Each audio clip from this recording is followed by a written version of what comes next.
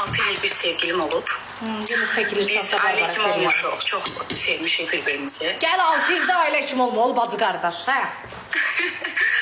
Sonra biz bundan ayrıldıq. Ayrılmaq səbəbimiz qız tərəf oldu. Yəni bu birinə sevgili oldu, sonra evləndi birinə. Bir il evli qalıblar bunlar. Mən də bu müddət ərzində təzə bir sevgilim oldu. İndi bu oğlan, bu birinci oğlan, 6 il sevgili olduğum oğlan, eşitmişəm ki, ayrılmaq istəyir, boşanmaq istəyir və mənə geri dönmək istəyir. Özümə yazmayıb, amma qohumlarından eşitmişəm. Xalası qızla mən çox yaxınam. İndi necə eləyim, nə cür eləyim bilmirəm. Əslində sevgim qalıb o birinciyə. Təbii ki, biz ailə kimi olmuşuq. Bura bax, deyən, ayaqlı saxla. Sevgin olsa sən ikinci ilə nə gəzirsən? Bir əmədir. Ehtiyacdır da, yəni qadınalıq, sevgiyə ehtiyac duyuruq bəzən.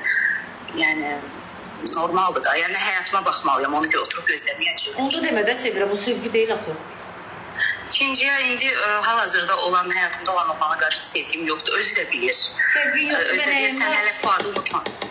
Özü də bilir, sən hələ Fuadı unutmamısan, sevirsən onu falan filan, amma... Fuad da belə getdi, aha. Yəni nə məsləhət görürsən? Yəni nə məsləhət görürsən deyəndə bir xanım kimi qız. Bilmirəm. Aşkım, sevgidən deyə bilmərəm, səndə sevgi deyilən bir şey yoxdur. O sevgi elə olmur da, yəni.